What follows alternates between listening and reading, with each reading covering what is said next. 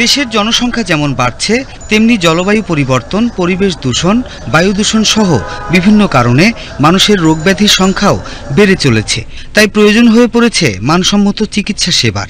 এই লক্ষ্যকে সামনে রেখে জনগণের দোরগোড়ায় স্বাস্থ্যসেবা পৌঁছে দেওয়ার পাশাপাশি চিকিৎসা ব্যয় কমানো সহ চিকিৎসা ক্ষেত্রে বিভিন্ন হয়রানি বন্ধে স্বাস্থ্য সুরক্ষা আইন প্রণয়ন করতে যাচ্ছে সরকার। রোগীদেরও সুরক্ষা দিব, চিকিৎসকদের এই আইনটা ওইভাবেই করা হচ্ছে। শুধু যে চিকিৎসকদের সুরক্ষা সেটা না, একটা মানুষ যেন সুন্দর সেবা পায়, তার যেন চিকিৎসায় কোনো অবহেলা না হয়, এবং সেই জন্য এই আইনটা করা হচ্ছে। এটা এখনো পর্যালোচনায় পর্যায়ে আছে। যত দ্রুত এটা পার্লামেন্টে নেওয়া যাওয়ার ব্যবস্থা করা, তার আগে আমাদের ক্যাবিনেটে নিতে হবে অনেক কিছু আছে, সেই বিষয়ে আমরা কাজ করে যাচ্ছি। স্বাস্থ্যমন্ত্রী ডাক্তার সামন্ত লাল সেন জানান, বর্তমান সরকারের মূল লক্ষ্যই হচ্ছে প্রতিটি নাগরিকের মানসম্মত আধুনিক চিকিৎসা সেবা নিশ্চিত করা।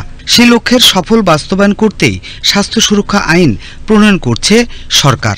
মানুষের কনফিডেন্সটা ফিরে নিয়ে আসা, যেন আমাদের দেশের হাসপাতালের উপরে মানুষের চিকিৎসা করার মতো ভরসা পায়, যেন এই দেশেও চিকিৎসা আছে।